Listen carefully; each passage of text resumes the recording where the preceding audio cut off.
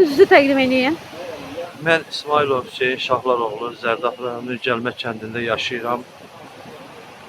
Birinci Qarabağ müharibəsi iştirakçısıyam. Yeni Azərbaycan Partiyasının üzvüyəm. Vətən yolunda sağlamlığımı itirmişəm, şəkər xəstəsiyəm, insulin qəbul edirəm. Mənim şikayətim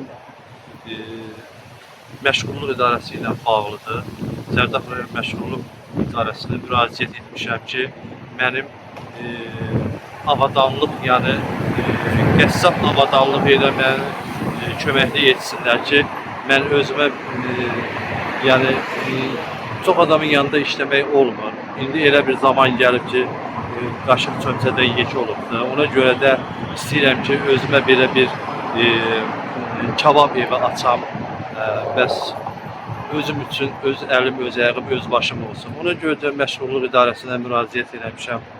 Müraciətimlə bağlı 6 ay keçməsinə baxmayaraq heç bir tədbir görülmür. Müraciət edəndə, yəni mənim bu qəssab ləvazimatları ilə mənim təmin olunmağım üçün orada kvotada qeyd olunmuşdu ki, yəni belə bir şey var. Siz bu məsələ ilə bağlı Zərdab rayon icra hakimiyyətinə müraciət eləmisiniz? Xeyr, etməmişəm. Nə üçün etməmisiniz? Əsas səbəb elə icra hakimiyyəti sizə köməklik göstərər. Yox, etməmişəm. Özüm birinci Qarabağ müharibəsi iştirakçısıyam. Şəkər xəstəsiyəm. Yəni hal-hazırda yəni bax bu insulinlərdən qəbul edirəm. Ondan sonra müraciətimlə də bağlı kağızımı da gətirmişəm.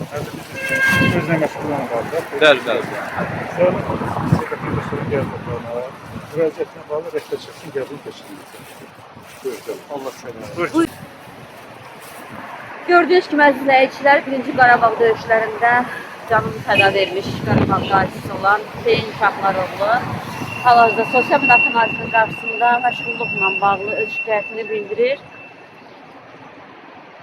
Bildirir ki, mən dəfələrlə müraciət etmişəm, müraciətimə baxmayıblar. Son çıxış yolumu Sosial Müdafiə Nazirliyinin qarşısında yürürüm. Bəli. İndi hal-hazırda çıxardım. Sizin nazirliyə müraciətiniz Yox. Ancaq olub. real məlumat verdi, gəldi.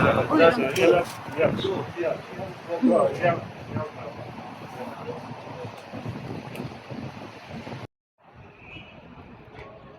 Mən bu yaxşı çıxışıma əlavə olaraq bildirirəm ki, mənim bununla ikinci dəfədir ki, dövlət orqanlarına müraciətim olubdur.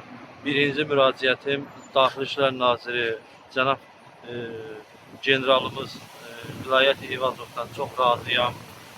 Allah prezidentimizə ömür versin ki, belə bir cənab nazir, Daxili İşlər Naziri təyin edibdir. Mən onun qəbulunda olmuşam. Mənim şikayətimi aparativ dərhal həll etdi.